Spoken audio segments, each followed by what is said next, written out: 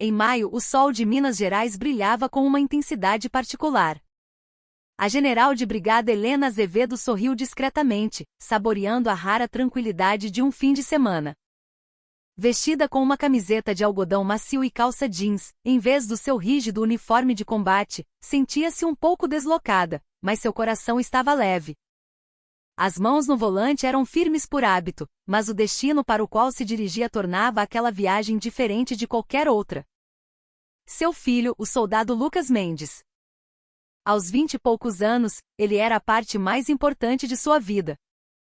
Aquela era sua primeira visita desde que ele fora designado para sua unidade, aninhada nas serras de Minas.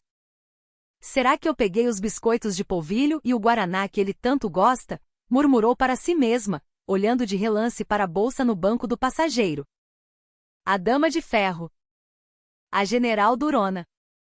Eram os apelidos que a seguiam pelos corredores do exército. Ela sabia, melhor do que ninguém, que se tornar uma oficial general, especialmente vindo das armas de combate, era uma jornada pavimentada com espinhos. Para sobreviver, não para se destacar, em uma organização predominantemente masculina, ela teve que forjar a si mesma em aço. Havia momentos em que até mesmo demonstrar emoção parecia um luxo que não podia se permitir. No entanto, diante do filho, todas as suas defesas caíam e ela era simplesmente uma mãe. O pai de Lucas, seu amado marido, morrera em um trágico acidente durante uma operação de paz no Haiti quando o menino era pequeno. Em meio à dor que ameaçava despedaçar seu mundo, Helena se reergueu, olhando para o rosto do filho. Para ser uma mãe da qual ele pudesse se orgulhar e para honrar o sonho inacabado do marido, ela se dedicou ainda mais à carreira militar. Uma culpa persistente, a de que talvez tivesse negligenciado o filho nesse processo, sempre residia em um canto de sua mente. Por isso, o alistamento de Lucas teve um significado especial para ela. Sentia um imenso orgulho ao vê-lo seguir o serviço militar com bravura, mas não conseguia evitar a ansiedade, perguntando-se se ele conseguiria suportar as durezas da vida na caserna. À medida que se aproximava do portão da base, as familiares estruturas militares começaram a surgir. Helena respirou fundo, uma mistura de excitação por ver o filho e a tensão instintiva de um soldado. Ao parar o carro em frente à guarita, um jovem soldado de capacete se aproximou e prestou continência. Brasil? Visita, senhora? Por favor, apresente sua identidade. O rosto era jovem, mas seus olhos continham a seriedade de quem veste um uniforme. Helena sorriu gentilmente e entregou sua carteira de motorista. O soldado verificou o documento e a lista de visitantes, franzindo a testa ligeiramente. Seu olhar percorreu as roupas de Helena.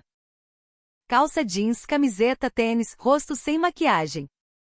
A lista de visitantes diz Helena Azevedo. A senhora é a mãe do soldado? Sim, sou eu. Mãe do soldado Lucas Mendes. Naquele momento, um cabo que observava a cena de dentro da guarita se aproximou. Ele sussurrou algo para o soldado e então se dirigiu a Helena com uma postura um tanto arrogante. Senhora, entendemos que veio para a visita, mas essa sua roupa não está adequada. Aqui é uma área militar. Helena, por um instante, olhou para suas próprias roupas. Eram simples e funcionais. Não conseguia entender qual era o problema. Há algum problema com minha roupa? O cabo cruzou os braços, respondendo com um tom insolente. Minha senhora, civis não podem circular por aqui usando trajes que imitem uniformes de combate. É contra o regulamento. Roupas que possam causar confusão ou quebrar a harmonia do ambiente devem ser evitadas. O sorriso desapareceu do rosto de Helena. Minha senhora. Trajes de combate. A situação passou de confusa para ofensiva. Em toda sua vida dedicada ao exército, nunca imaginara ser insultada dessa forma, especialmente no dia em que viera visitar seu filho. Contudo, em vez de explodir, ela controlou sua fúria, sua voz saindo fria como gelo. Onde exatamente minha roupa se parece com um uniforme de combate? E por favor, me explique em que parte do regulamento há diretrizes detalhadas sobre as roupas de civis. Cabo Dias. Ela lera o nome em sua tarjeta de identificação com precisão cirúrgica. O cabo Dias ficou momentaneamente atordoado pela refutação afiada e pelo fato de ela ter lido seu nome, mas rapidamente recompôs sua expressão arrogante. De qualquer forma, aqui é uma unidade militar, então um traje mais formal é. E qual é o critério que define meu traje como não formal? Eu sou uma visitante agendada para ver meu filho, o soldado Lucas Mendes. Minha identidade foi verificada, então, por favor, prossiga com o procedimento padrão e me indique o caminho. A voz de Helena começou a carregar o peso de sua patente, uma autoridade inata que ela raramente usava fora de serviço. Só então o cabo e os outros soldados na guarita começaram a sentir que a aura que emanava daquela mulher de meia-idade não era comum. Helena não queria mais discutir. Saiu do carro e abriu o porta-malas. Dentro, guardado para emergências, havia um blazer bem cortado e um par de sapatos de salto baixo. Silenciosamente, ela vestiu o blazer e trocou os tênis pelos sapatos. Embora ainda estivesse de jeans, a simples adição do blazer mudou completamente sua presença. Agora está melhor? Ou preciso vir condecorada com minhas estrelas para o senhor ficar satisfeito? Sua última frase foi dita em voz baixa, mas ecoou pela guarita como água gelada. O cabo Dias empalideceu, e até o sargento de dia correu para fora, curvando-se repetidamente. Não, senhora. Desculpe, senhora. Cometemos um grande erro. Por favor, pode entrar. Helena não trocou mais nenhuma palavra com eles. Entrou no carro e dirigiu-se ao estacionamento de visitantes. A visita começara com o pé esquerdo.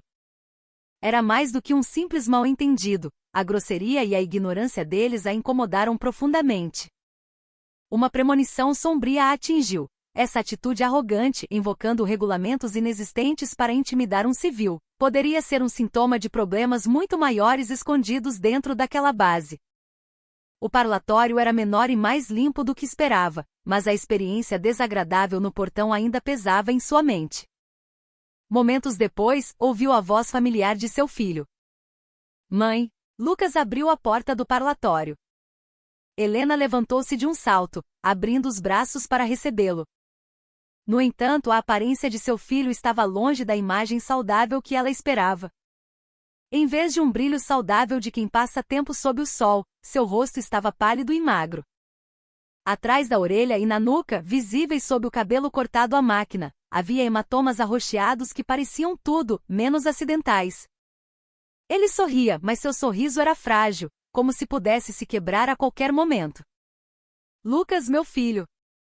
Como você está? Helena forçou um tom alegre, mas seus olhos estavam fixos nos machucados dele. Estou bem, mãe, claro que estou. E a senhora? Deve ter sido cansativo vir até aqui. Lucas tentou evitar o olhar da mãe, sentando-se do outro lado da mesa com um sorriso sem graça. Sua voz tremia sutilmente e estava mais rouca que o normal. Helena se aproximou para abraçá-lo, para sentir seus ombros. Naquele instante, Lucas encolheu-se instintivamente, um movimento reflexo. E naquela fração de segundo, a manga de seu uniforme subiu um pouco, revelando o interior de seu antebraço. Os olhos de Helena não perderam aquele vislumbre. Manchas escuras de sangue coagulado, longos arranhões vermelhos como se feitos por algo afiado. Algumas feridas já tinham crostas, mas outras ainda pareciam úmidas. O coração de Helena gelou. Lucas, o que aconteceu com seu braço? E seu rosto, seu pescoço? Lucas parecia visivelmente em pânico. Ele rapidamente puxou a manga para baixo e desviou o olhar. Ah, isso? Não é nada. Me machuquei um pouco durante um treinamento de progressão no terreno outro dia. Sou muito desajeitado, sabe? Ah, sua risada soou vazia na sala silenciosa. Mas Helena não se deixou enganar. Com décadas de serviço militar, ela vira todo tipo de ferimento e acidente. Havia uma diferença clara entre os arranhões e contusões de um treinamento e as feridas causadas por violência deliberada.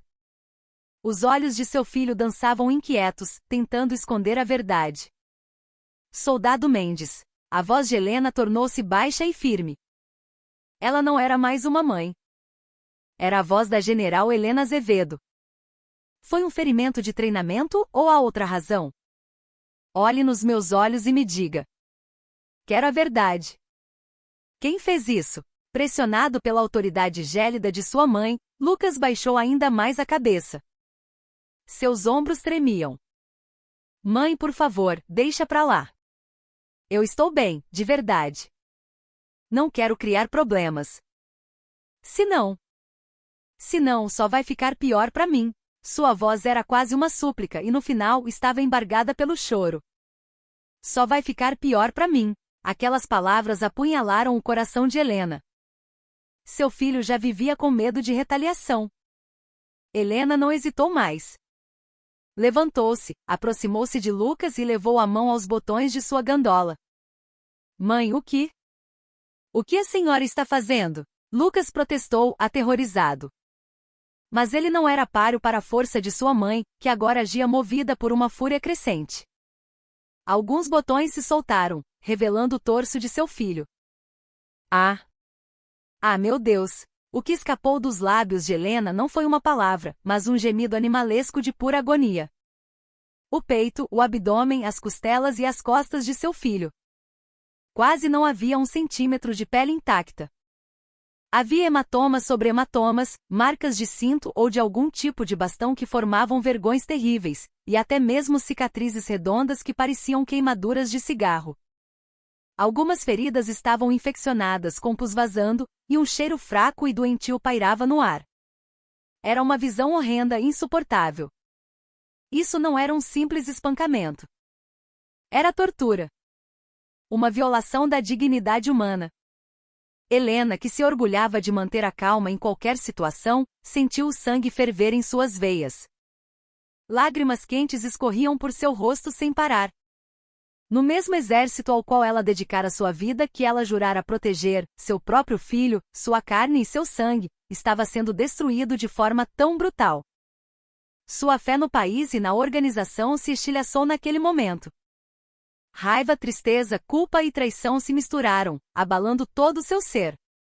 Depois de soluçar por um longo tempo, Helena recuperou o controle. Não era hora de chorar. Com as mãos trêmulas, pegou o celular no bolso interno do blazer. A tela mostrava o número de seu ajudante de ordens no Estado-Maior, Major Castro. Sou eu. General Helena Azevedo. Sua voz estava embargada, mas carregada com uma vontade de ferro. Ligue para o comandante da divisão 20 imediatamente e informe que estarei no quartel-general dele em 30 minutos. Convoque o chefe da corregedoria, o comandante da polícia do exército e o chefe do serviço de saúde da divisão, todos, para uma reunião de emergência na sala do general. É a unidade onde meu filho, soldado Lucas Mendes, está servindo. A partir de hoje, a partir deste momento, eu assumo pessoalmente o comando e o controle operacional da companhia. Não, do batalhão inteiro ao qual o soldado Mendes pertence. A razão, eles verão quando eu chegar. E Major, venha para cá imediatamente. Use um helicóptero, o que for mais rápido. Isso não é um incidente. É guerra. Do outro lado da linha, a voz confusa do Major Castro podia ser ouvida, mas Helena não prestou atenção e desligou. Ela ajudou seu filho, coberto de feridas, a se levantar. As lágrimas haviam cessado, mas seus olhos agora ardiam com uma fúria fria e uma determinação letal. Lucas, não se preocupe. A mamãe vai fazer com que cada ferida em seu corpo, cada dor gravada em sua alma, seja paga 100.000 vezes mais.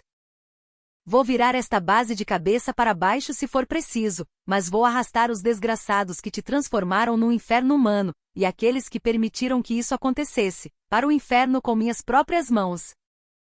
Vou acabar com todos eles. O prelúdio da vingança sangrenta, não, da busca por justiça, da primeira mulher a se tornar general de brigada, Helena Azevedo, havia começado. Ela decidiu que não iria apenas punir os agressores, mas extirpar o sistema podre que permitiu que isso acontecesse. A imagem do cabo arrogante no portão, falando sobre trajes de combate, veio à sua mente. Aquela arrogância e ignorância, ela percebeu, era um dos pequenos pilares que sustentavam o gigantesco sistema de corrupção e violência. E ela pretendia quebrar cada um desses pilares. A ligação da general Helena Azevedo desencadeou uma tempestade no antes tranquilo quartel-general da Divisão 20.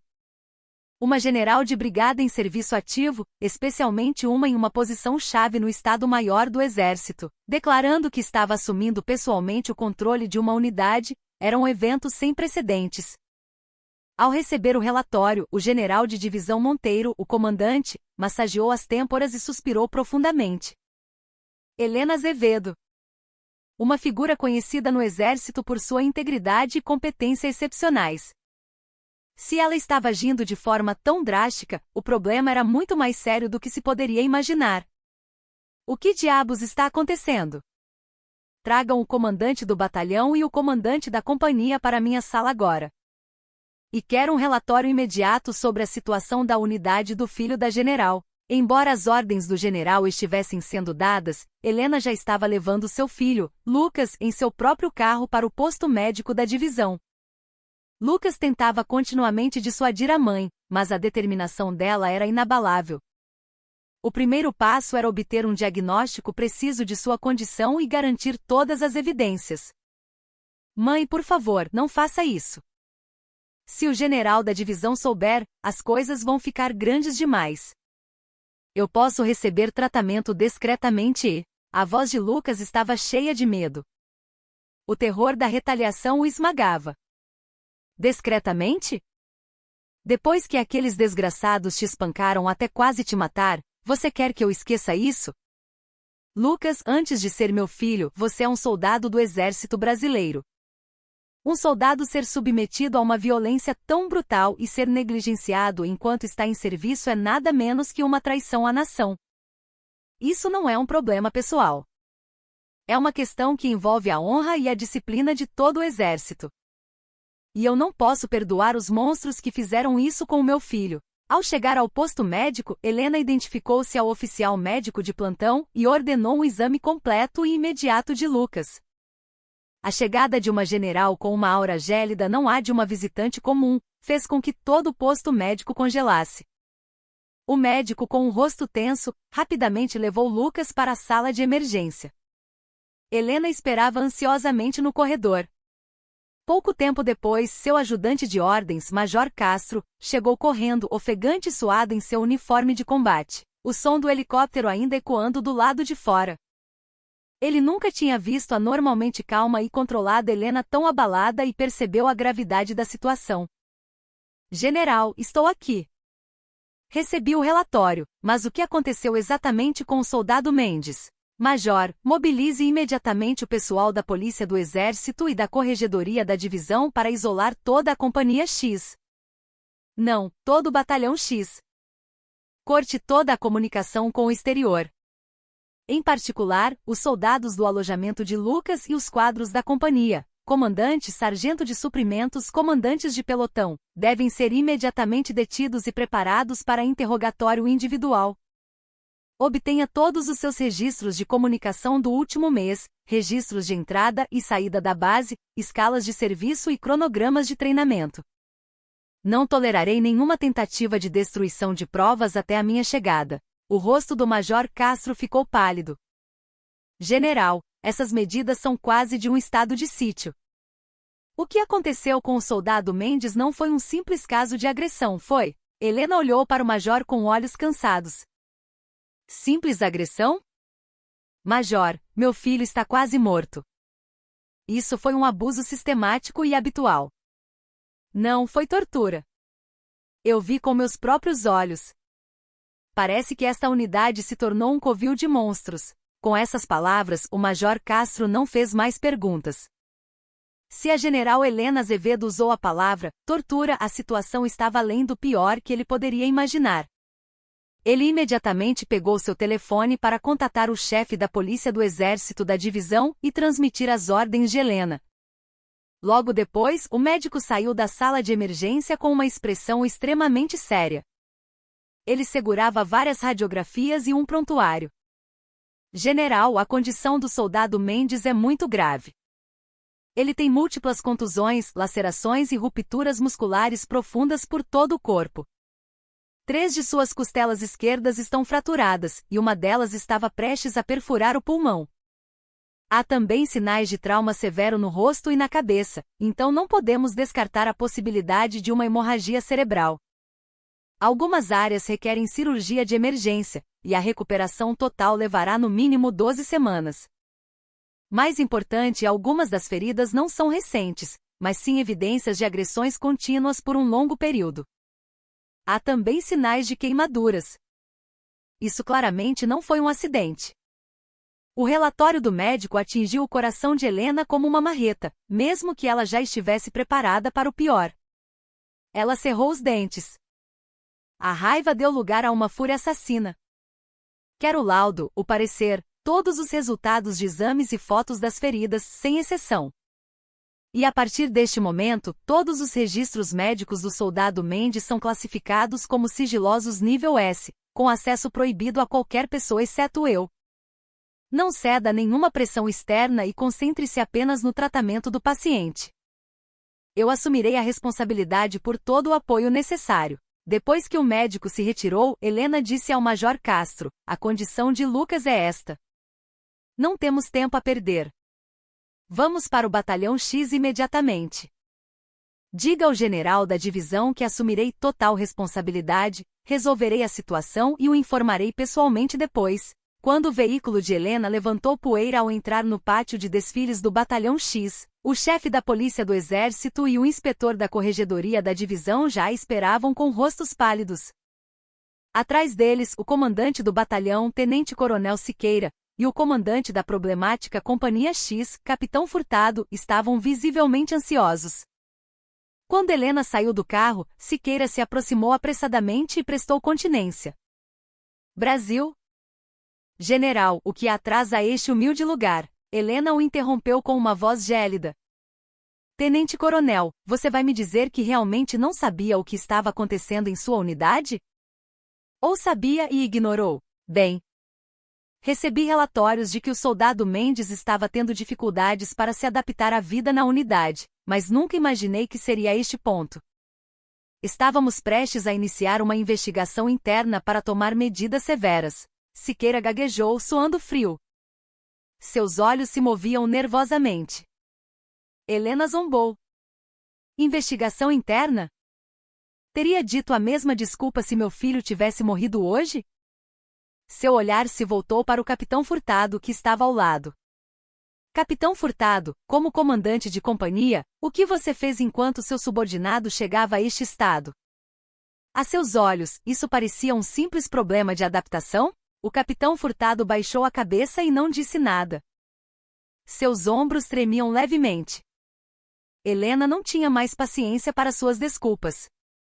A partir de agora eu assumo o comando deste batalhão.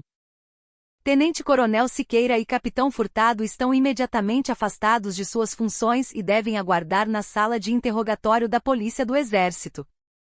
Chefe da PE, execute imediatamente uma busca e apreensão nos gabinetes do comandante da companhia, do sargento de suprimentos e em todos os outros escritórios e armários pessoais dos quadros, bem como nos alojamentos.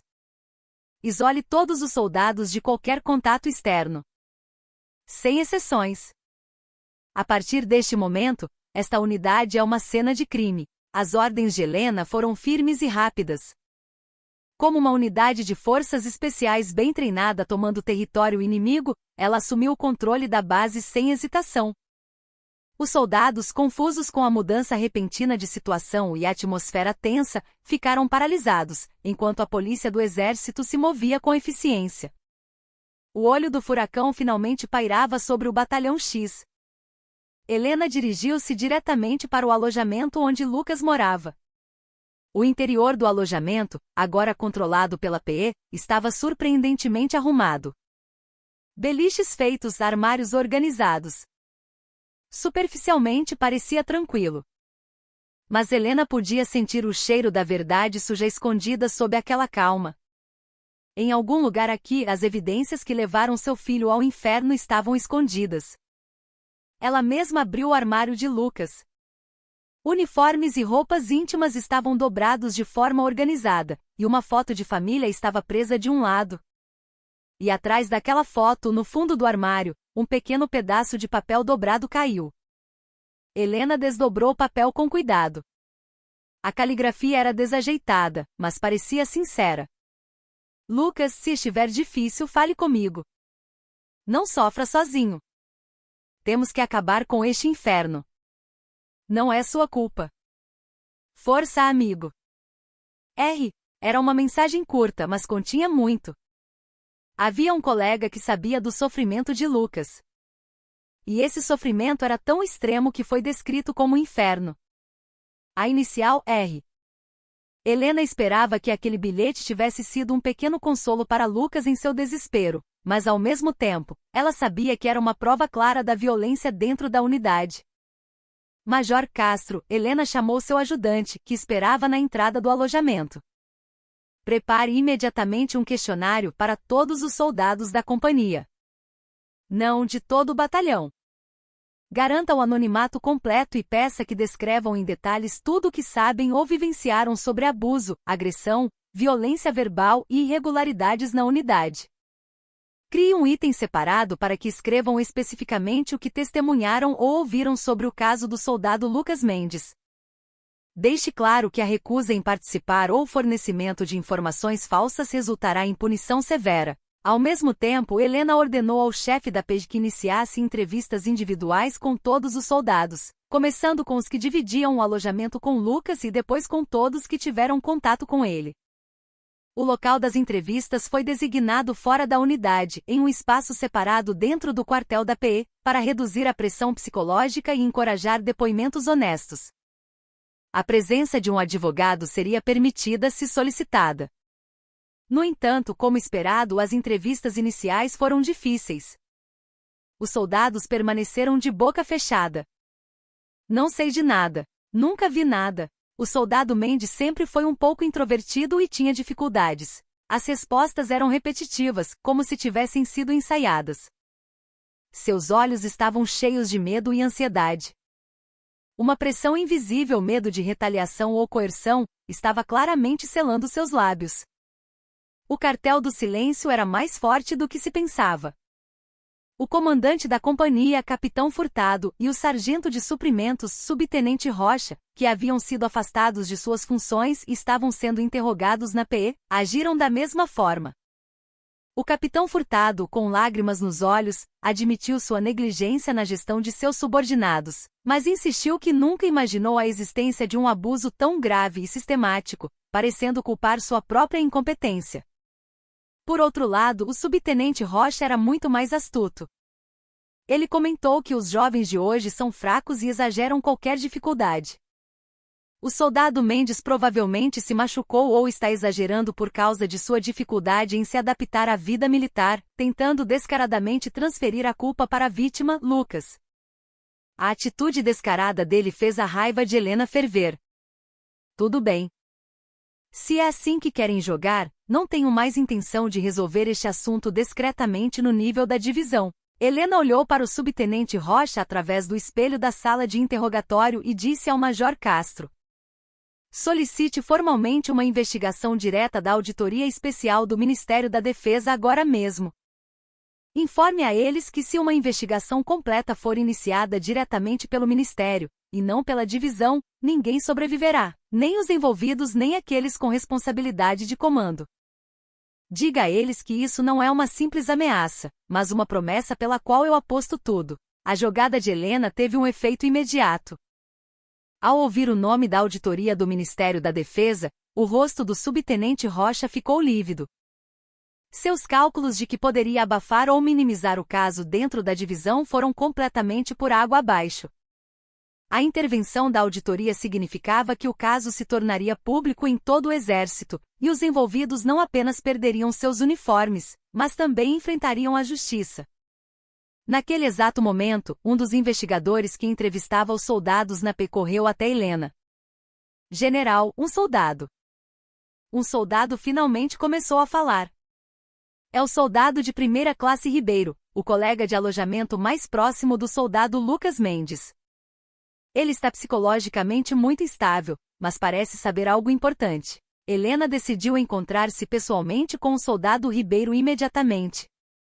Na pequena sala de aconselhamento dentro do quartel da PE, um espaço confinado e sem janelas, o soldado Ribeiro parecia aterrorizado, como se fosse explodir em lágrimas a qualquer momento. Suas mãos estavam úmidas de suor, e seu olhar, fixo no chão, tremia. Helena fez o possível para acalmá-lo com uma voz suave e calorosa. Soldado Ribeiro, eu sei que deve ser muito difícil e assustador. Mas sua coragem agora pode salvar seu amigo Lucas e evitar que outras vítimas apareçam. Tudo o que você precisa fazer é dizer exatamente o que viu, ouviu e vivenciou. Eu, General Helena Azevedo, garanto sua segurança e proteção com toda a minha honra. Prometo que não haverá nenhuma retaliação. As palavras de Helena, calorosas como as de uma mãe, mas firmes com a promessa de uma general, fizeram Ribeiro hesitar por um longo tempo antes de finalmente abrir a boca com uma voz trêmula. Seus olhos continham medo, mas também uma profunda culpa. Na verdade, desde que Lucas chegou na unidade, o sargento Braga o perseguiu. No início era apenas para estabelecer disciplina, como fazem com outros recrutas, com pequenas provocações e punições físicas.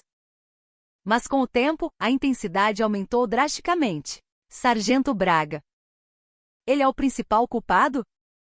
Duvido que tenha agido sozinho. Sim, o sargento Braga liderava, e o cabo fuzileiro Neves e o cabo fuzileiro Santos, que eram seus subordinados diretos, sempre estavam com ele participando. Eles arrastavam Lucas para o depósito abandonado atrás do alojamento ou para o último boxe do banheiro todas as noites, depois do toque de recolher. Lá eles batiam nele, o chutavam, o cobriam de insultos humilhantes e o forçavam a fazer todas as tarefas sujas e difíceis. Eles o impediam de dormir e o atormentavam para que ele não conseguisse comer em paz. O testemunho de Ribeiro foi um choque. Ia muito além de simples trotes ou disciplina, era uma agressão sádica habitual e viciosa. Seu relato correspondia exatamente às feridas no corpo de Lucas. Por que ninguém disse nada? Os oficiais realmente não sabiam? Ou sabiam e... A voz de Helena tremeu de raiva. O sargento Braga ameaçava diariamente que se alguém contasse ou desse a menor pista, ele faria com todo o nosso alojamento o mesmo que fazia com Lucas. Ele dizia, aqui, nós somos os reis e a lei. E o subtenente Rocha. Ele provavelmente sabia. Alguns colegas tiveram a coragem de fazer queixas veladas, mas toda vez, o subtenente Rocha dizia algo como vocês homens, vão sobreviver ao serviço militar sem um pingo de coragem? Isso é para torná-los mais fortes. Ele parecia tomar o lado da gangue do sargento Braga. Às vezes, o víamos chamando o sargento Braga para conversar e parecia que o estava encorajando. A verdade revelada era ainda mais horrível e sórdida do que o pior cenário que Helena havia imaginado. A violência sistemática e cruel dos soldados mais antigos e a conivência, ou até mesmo o incentivo, dos oficiais que sabiam e não fizeram nada. Não era um desvio de conduta individual. Era um câncer profundamente enraizado em toda a unidade. O cartel do silêncio operava de forma sólida. Helena gentilmente colocou a mão no ombro trêmulo de Ribeiro. Sinto muito por fazê-lo reviver memórias tão difíceis, soldado Ribeiro. E muito obrigada. Se não fosse por sua coragem, essa terrível verdade poderia ter ficado enterrada na escuridão para sempre.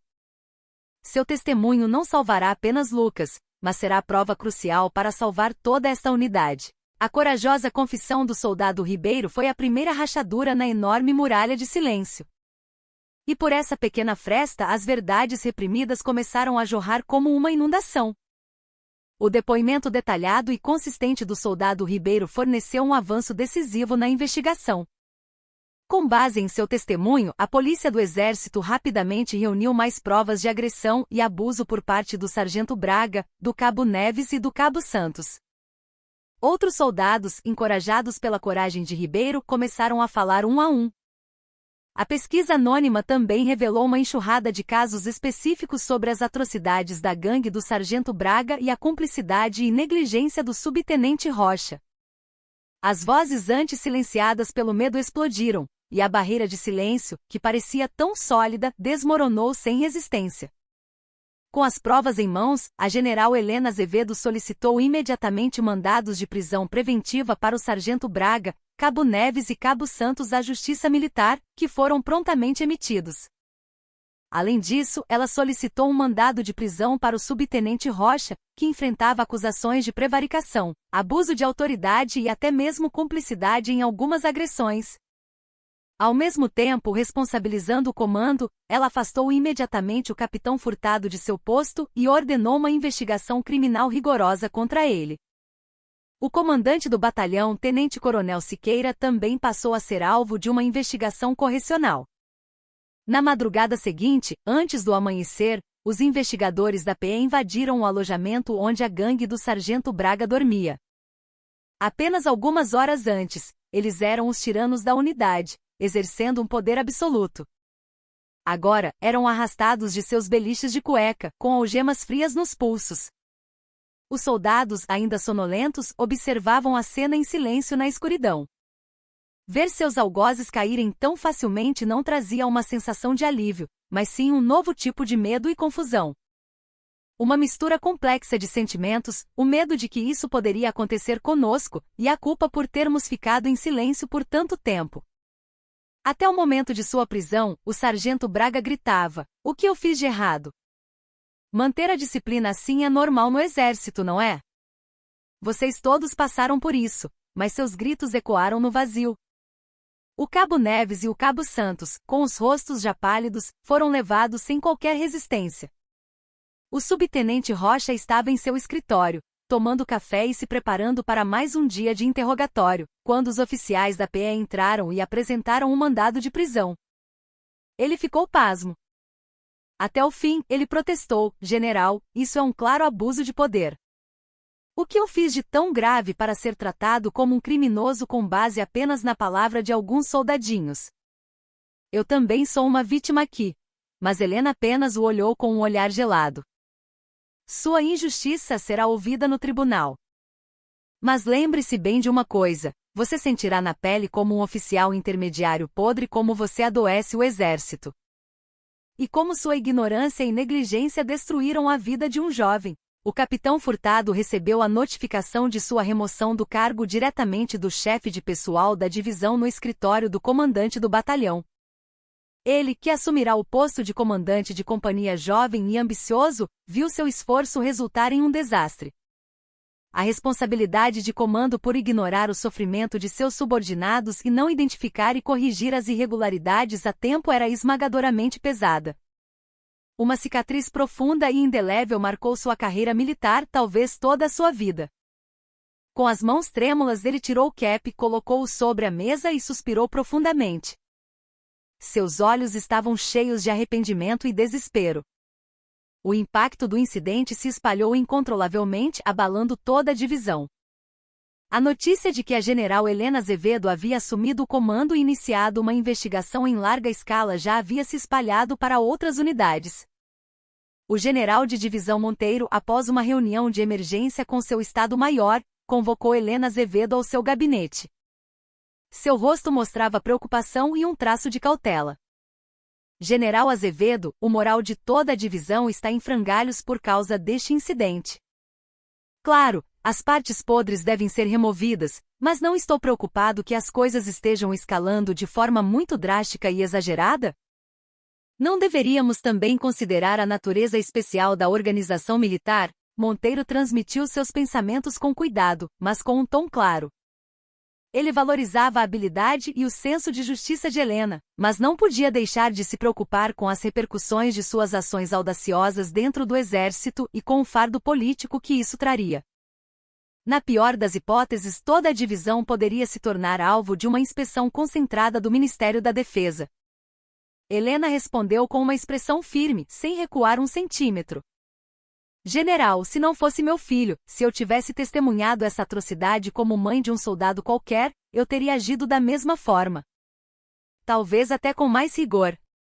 A natureza especial da organização militar não pode ser um passe livre para justificar a violência e o comportamento desumano. Se não arrancarmos isso pela raiz agora, essas células cancerosas se espalharão por todo o exército e eventualmente necrosarão toda a organização. Tenho certeza de que a mentalidade complacente de "é assim que as coisas são no exército" foi o que gerou a tragédia de hoje. Monteiro não conseguiu dizer mais nada. Não havia um pingo de hesitação nos olhos de Helena. Ela claramente não tinha intenção de encerrar o caso como um simples incidente de agressão. Ele percebeu que este caso poderia ser o início de um furacão gigantesco que soaria o alarme sobre o abuso endêmico nas Forças Armadas do Brasil. E no centro desse furacão estava a general Helena Azevedo. Helena não tinha intenção de parar. Ela insistiu veementemente que este incidente não deveria terminar apenas com a punição dos agressores e a recuperação da vítima, mas deveria ser usado como uma oportunidade para reformar fundamentalmente a cultura de caserna de todo o Exército. Apenas expulsar alguns agressores, mandá-los para a prisão e disciplinar alguns comandantes não mudará nada. O importante é construir um sistema robusto e eficaz de prevenção para garantir que tais tragédias nunca se repitam. Deve haver canais seguros e confiáveis onde os soldados possam expressar suas queixas sem medo e denunciar imediatamente os abusos que testemunham. Além disso, programas intensivos de educação em direitos humanos e desenvolvimento de liderança devem ser implementados em todo o Exército para erradicar as mentalidades antiquadas, doentias dos oficiais.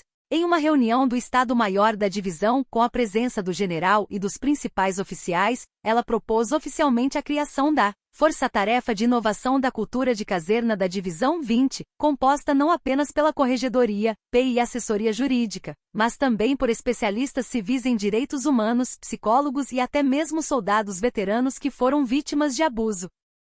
O objetivo da força-tarefa era não apenas investigar minuciosamente o incidente e punir severamente todos os envolvidos, mas também conduzir uma pesquisa completa sobre todas as irregularidades dentro da divisão e estabelecer e implementar imediatamente medidas para uma melhoria fundamental da cultura militar. A proposta de Helena inicialmente encontrou forte oposição de alguns comandantes conservadores. Muito radical. Pode minar a hierarquia e a disciplina militar. A interferência de forças externas viola a autonomia do Exército. Essas e outras vozes de preocupação e crítica surgiram. Mas para Helena, que testemunhara o corpo ensanguentado de seu filho e a conspiração de encobrimento e a sórdida conivência por trás disso, tal oposição não era mais um obstáculo. Ela declarou publicamente na reunião sua determinação de enfrentar o problema de frente, mesmo que isso custasse sua posição, sua honra, até mesmo seu uniforme. Se esta proposta não for aceita aqui, levarei todos esses materiais diretamente ao ministro da Defesa. E se isso não funcionar, apelarei diretamente à mídia e ao povo. Não estou fazendo isso para salvar apenas meu filho. Estou fazendo isso para criar um exército onde todos os filhos do Brasil, e meus futuros netos, possam servir com segurança.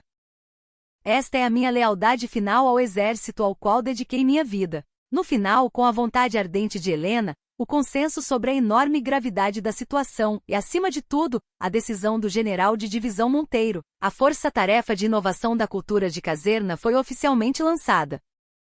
A general Helena Azevedo foi nomeada presidente da Força-Tarefa com plenos poderes.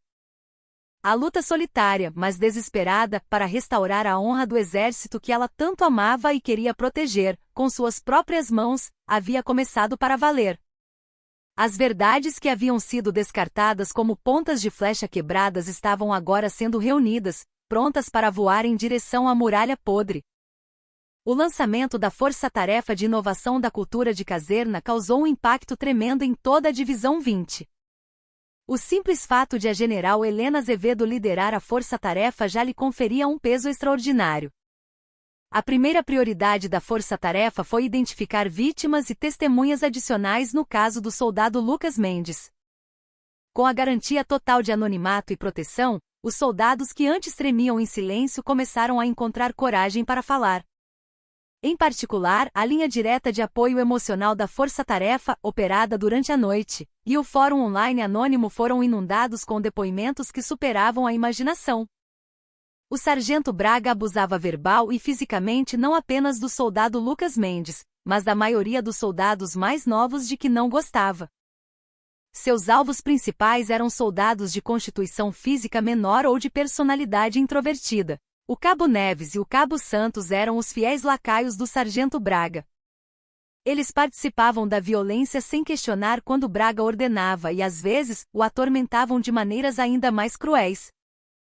Parecia que eles se divertiam com isso, como se fosse um jogo. O subtenente Rocha ignorava consistentemente as queixas dos soldados. Ele sempre dizia coisas como "pare de choramingar como uma menina" ou "falta de disciplina". Eu até o vi pedindo ao Sargento Braga para comprar coisas para ele na cantina ou fazer recados pessoais. Parecia que eles tinham uma relação simbiótica. O capitão Furtado era muito indiferente. Acho que ele tinha medo de que nossa companhia fosse rotulada como problemática.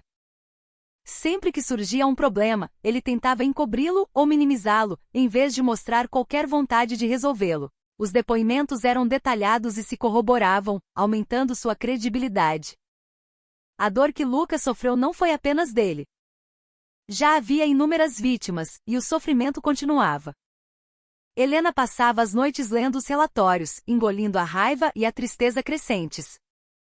Sentiu-se desesperada com a face feia do exército em que servia, mas, ao mesmo tempo, sua responsabilidade de consertar tudo se tornou ainda mais pesada. A força-tarefa também se concentrou em encontrar o autor do bilhete, encontrado no armário de Lucas. Após análises de caligrafia e investigações entre inúmeros soldados, foi finalmente identificado como o cabo fuzileiro Reginaldo, colega de Lucas e membro de seu esquadrão. A princípio, Reginaldo estava extremamente ansioso e se recusou a depor, mas quando Helena o encontrou pessoalmente e o persuadiu com sinceridade, ele finalmente abriu a boca. Na verdade, desde que Lucas chegou, o Sargento Braga o atormentou de forma particular.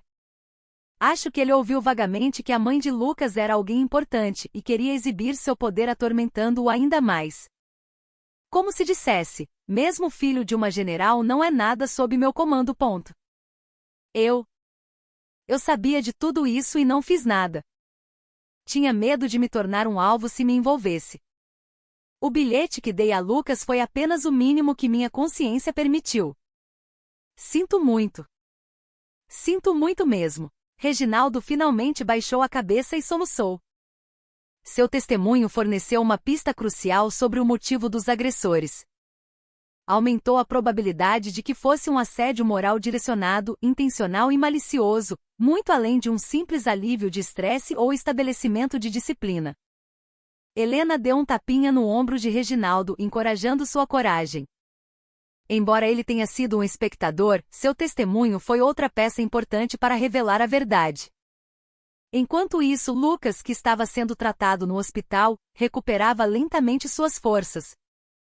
Helena o visitava todos os dias, mas Lucas ainda falava pouco e parecia ter pesadelos todas as noites. A ferida em sua alma, mais profunda que as cicatrizes em seu corpo, o atormentava.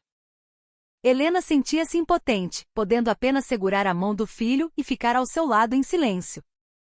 O médico sugeriu que Lucas estava mostrando os primeiros sinais de transtorno de estresse pós-traumático, TEPT, e recomendou tratamento psicológico profissional. Helena imediatamente procurou os melhores especialistas em TEPT relacionados a militares do país.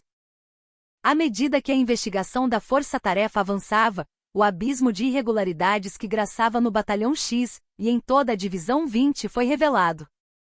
Além de agressões e abusos, surgiram alegações de extorsão de dinheiro por soldados mais antigos, uso de subordinados para recados pessoais, e até mesmo assédio e agressão sexual. Helena ordenou que tudo fosse registrado e que as provas fossem garantidas. Uma sensação de crise a dominou. Isso poderia não ser apenas um problema de uma unidade, mas um problema estrutural que afligia todo o exército brasileiro. O general Monteiro estava com dor de cabeça com os problemas que surgiam diariamente. Embora apoiasse totalmente as atividades da força-tarefa de Helena, ele também sentia o peso da situação se espalhando incontrolavelmente. Em várias ocasiões, ele sugeriu a Helena que talvez fosse melhor encerrar o caso e lidar com ele internamente, mas a resposta de Helena era sempre firme. General, se encobrirmos isso agora, um dia explodirá de forma ainda maior. Esta pode ser a última chance de arrancá-lo pela raiz. Tenho o dever de garantir que o sofrimento que meu filho passou, e o sofrimento que inúmeros outros jovens anônimos passaram, não seja em vão. No final, Monteiro, reconhecendo que não poderia quebrar a determinação inabalável dela, prometeu assumir total responsabilidade pelas atividades da força-tarefa, dando-lhe seu apoio. Na escuridão da madrugada, os depoimentos que vinham à tona um a um revelavam a profundidade do abismo podre, e a luta da general Helena Azevedo para purificar esse abismo se tornava cada vez mais feroz. Ela acreditava que essa luta não deveria ser apenas para punir os agressores, mas para se tornar uma grande cirurgia que mudaria a constituição de todo o exército. À medida que as atividades da força-tarefa se intensificavam, a general Helena Azevedo começou a enfrentar uma resistência inesperada. Não apenas de dentro da divisão, mas também de comandos superiores, e até mesmo do quartel-general do Exército, começaram a chegar críticas e pressões. Isso é uma generalização excessiva que mancha a honra de todo o Exército. Está minando a disciplina militar. O abuso de autoridade ultrapassou todos os limites. Cartas anônimas foram enviadas à auditoria do Ministério da Defesa, e alguns meios de comunicação ligados aos militares publicaram artigos retratando negativamente as atividades de Helena. Em particular, as famílias do subtenente Rocha e do sargento Braga, através de advogados, alegaram que Helena estava conduzindo uma investigação excessiva usando o incidente de seu filho como pretexto, violando os direitos humanos dos acusados, e apresentaram uma queixa à Comissão Nacional de Direitos Humanos. Eles exploraram sutilmente o fato de Helena ser mulher e mãe para depreciar seu julgamento racional. Sozinha em seu gabinete, Helena lutava com documentos até tarde da noite.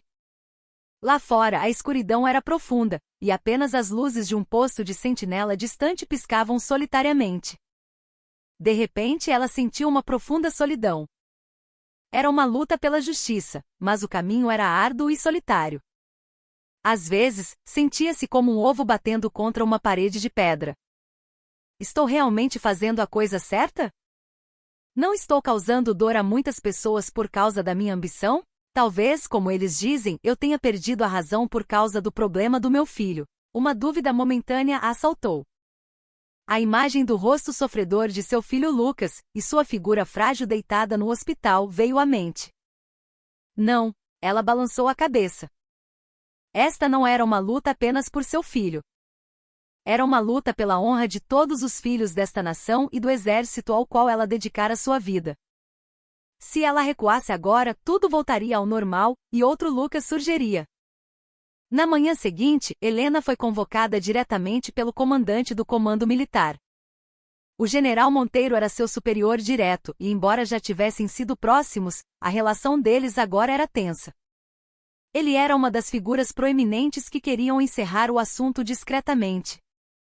Ao entrar em seu gabinete, o general Monteiro a cumprimentou com uma expressão rígida. General Azevedo, até onde você pretende levar essa situação? O exército inteiro está em polvorosa por sua causa. A sua reputação pessoal, assim como o prestígio de todo o nosso exército, está em jogo. Não está na hora de encerrar isso? Helena respondeu com ousadia, sem se intimidar. General, não estou tentando manchar o prestígio do exército, mas sim restaurar sua honra manchada. Cobrir uma ferida infeccionada não a cura. Pelo contrário, só causa mais problemas. Não recuarei até que este problema seja completamente resolvido. Monteiro bateu na mesa e gritou. Helena, você está me desafiando? Não importa sua posição no Estado-Maior, aqui é minha área de comando. Desmantele a força-tarefa imediatamente, entregue o caso à Justiça Militar e afaste-se. Isso é uma ordem. Helena respondeu com uma voz calma, mas firme. General, como soldado, obedeço a ordens. Mas este é um assunto de consciência para mim. Se o senhor ordenar oficialmente o desmantelamento da força-tarefa, eu seguirei a ordem. Mas, ao mesmo tempo, entregarei meu uniforme aqui e agora e continuarei esta luta como civil. E divulgarei ao mundo todos os materiais e provas que possuo. O povo julgará qual caminho mancha mais a honra do nosso exército. Havia um tom de determinação final em suas palavras. O general Monteiro viu nos olhos de Helena que ela não estava blefando. Ela estava realmente apostando tudo. Um longo silêncio se seguiu. Finalmente Monteiro suspirou profundamente e recostou-se na cadeira. Tudo bem. Quem pode dobrar sua teimosia? Mas lembre-se, toda a responsabilidade por isso é sua. E tente não derramar muito sangue. O exército também precisa sobreviver. Havia um tom de resignação e uma pitada de preocupação em sua voz. Ao sair do gabinete, Helena reafirmou sua determinação. Quanto mais forte a pressão e a resistência externa, mais sólida se tornava sua vontade. Ela convocou sua equipe da força-tarefa e ordenou uma investigação ainda mais intensa, concentrando todos os esforços na obtenção de provas materiais que comprovassem as agressões e abusos habituais dos agressores. Uma perícia detalhada foi realizada no depósito abandonado e nos banheiros, e os registros médicos e de aconselhamento dos soldados, bem como os registros de chamadas dos oficiais, foram analisados. Durante o processo foi revelado que o sargento Braga já havia sido disciplinado por problemas semelhantes em outra unidade, mas o caso foi abafado com uma punição branda e uma transferência. Também foram encontradas evidências de que o subtenente Rocha recebia regularmente dinheiro ou presentes dos pais de alguns soldados. O ciclo de corrupção era mais profundo e amplo do que se pensava. Helena registrou todos esses fatos e os preservou como prova. Ela não sabia quão longa e árdua seria essa luta, mas jurou nunca desistir.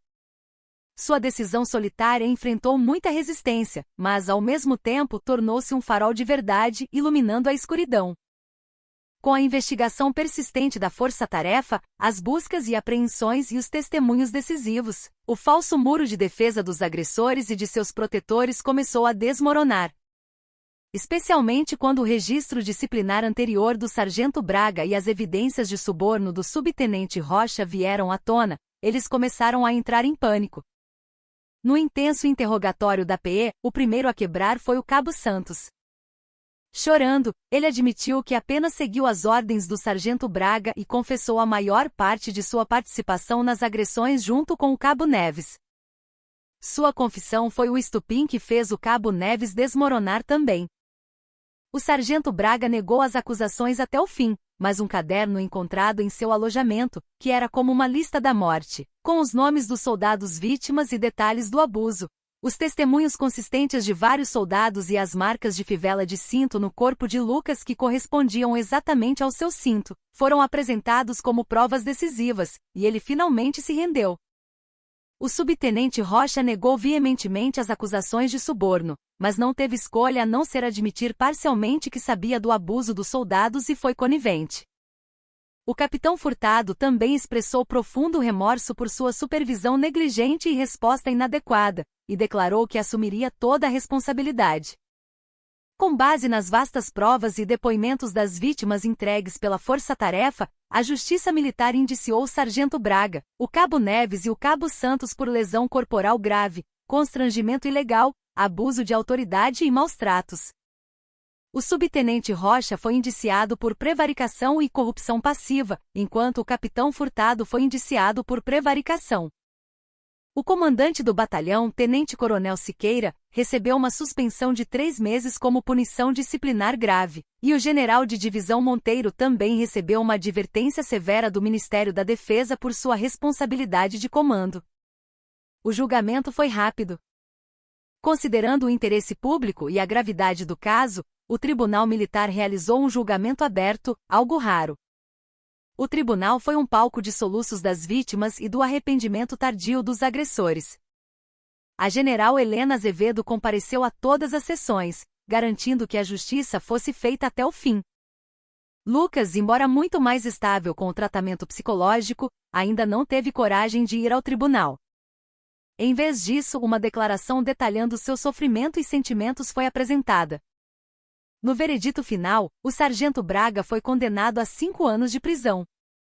O cabo Neves e o cabo Santos foram condenados a 2 anos e 6 meses e 2 anos de prisão, respectivamente, e foram presos no tribunal. O subtenente Rocha recebeu uma pena de 1 ano de prisão, suspensa por 2 anos, e o capitão Furtado foi condenado a uma multa e expulso do exército. A lei cumpriu uma justiça mínima, mas as cicatrizes deixadas nas vítimas e a desconfiança no exército não seriam facilmente curadas. Mas a luta da general Helena Azevedo não terminou aí. A Força-Tarefa, aproveitando o caso, produziu uma série de propostas de políticas concretas para reformar fundamentalmente a cultura de caserna não apenas da Divisão 20, mas de todo o Exército. Introdução de um sistema de ouvidoria e fortalecimento da auditoria externa. Para superar as limitações do sistema de inspeção interna do Exército, propôs-se a introdução de um sistema de ouvidoria independente com a participação de especialistas civis e a obrigatoriedade de auditorias regulares das unidades por empresas de contabilidade externas e organizações de direitos humanos. Reforma completa do sistema de gerenciamento de soldados em acompanhamento especial. Afastando-se do gerenciamento estigmatizante, recomendou-se um aumento significativo de conselheiros profissionais e o estabelecimento de um sistema de aconselhamento e tratamento proativo e anônimo para soldados com dificuldades psicológicas. Revitalização do Comitê de Autogestão dos Alojamentos e estabelecimento de uma cultura de respeito mútuo. Foi proposto revitalizar comitês autônomos onde os soldados criam suas próprias regras de alojamento e resolvem problemas, e desenvolver vários programas educacionais para estabelecer uma cultura de respeito e consideração mútuos, em vez de uma relação unilateral de comando e obediência. Melhoria do sistema de seleção e avaliação de oficiais. Propôs-se incluir sensibilidade aos direitos humanos, empatia e ética como critérios essenciais para a seleção e promoção de oficiais, além da capacidade de comando, e implementar um sistema de avaliação de baixo para cima pelos soldados. Estabelecimento do princípio de centralidade na vítima e prevenção de vitimização secundária. Propôs-se a criação de regulamentos para ouvir a voz da vítima como prioridade máxima em todos os processos de tratamento de casos. Prevenir rigorosamente todas as formas de vitimização secundária, isolamento, desvantagens, disseminação de informações falsas e punir severamente os agressores. Essas propostas encontraram muita resistência e oposição no início, mas quando o caso do soldado Lucas Mendes foi divulgado pela mídia, gerando indignação pública e uma forte demanda por reforma militar, o Ministério da Defesa não pôde mais ignorá-las. As propostas da Força-Tarefa liderada por Helena Azevedo foram em grande parte aceitas e começaram a se concretizar como políticas de inovação da cultura de caserna para todo o Exército. O tempo passou. Lucas recuperou quase completamente sua saúde, e seu tratamento de TEPT foi concluído com sucesso, devolvendo-lhe o sorriso. Seguindo o desejo de sua mãe, ele solicitou uma avaliação de incapacidade para o serviço ao Ministério da Defesa, foi aprovado e recebeu baixa médica. No dia de sua dispensa, Lucas disse à mãe: "Mãe, no início eu odiava e temia tanto o Exército e o mundo. Mas ao ver sua luta e as muitas pessoas que me ajudaram, percebi uma coisa. Quanto mais escura a noite, mais brilhante uma pequena luz brilha. Agora, eu também quero me tornar alguém que pode ser essa pequena luz para os outros." Helena, com os olhos marejados, abraçou o filho com força. "Obrigada, meu filho. Muito obrigada por ter superado tudo isso. E não se esqueça. Nenhuma escuridão no mundo pode derrotar a coragem e a força da solidariedade em busca da justiça. Para que a dor que você sofreu não se repita com outros filhos desta terra, mamãe permanecerá aqui e continuará lutando." A general Helena Azevedo não cessou seus esforços para erradicar as irregularidades e melhorar a cultura de caserna dentro do Exército. Seu caminho ainda era árduo, e ela teve que lutar contra uma resistência invisível, mas nunca desistiu. Ela esperava ser lembrada não como a primeira mulher general, mas como uma soldado justa e uma comandante calorosa, e seguiu seu caminho em silêncio. A lembrança daquele dia no portão, quando foi humilhada com as palavras "Minha senhora, civis não podem circular por aqui usando trajes que imitem uniformes de combate", não era mais uma ferida dolorosa, mas um lembrete para não perder seu propósito inicial, uma força motriz para refletir constantemente sobre si mesma e seguir em frente. As sementes de mudança que a general Helena Azevedo plantou, embora lentamente, estavam brotando esperança em todo o Exército brasileiro de forma gradual, mas clara. O que ela quebrou não foi apenas a má prática de uma unidade ou alguns soldados corruptos. Foi a torre de uma mentalidade antiga e violenta profundamente enraizada em nossa sociedade, e sobre essas ruínas, a base para os verdadeiros valores de honra e direitos humanos estava sendo estabelecida. A fúria de uma mãe que chorou ao ver seu filho ensanguentado tornou-se uma pequena, mas poderosa chama que anunciou o início de uma grande revolução para criar um exército saudável, onde inúmeros filhos pudessem servir com dignidade.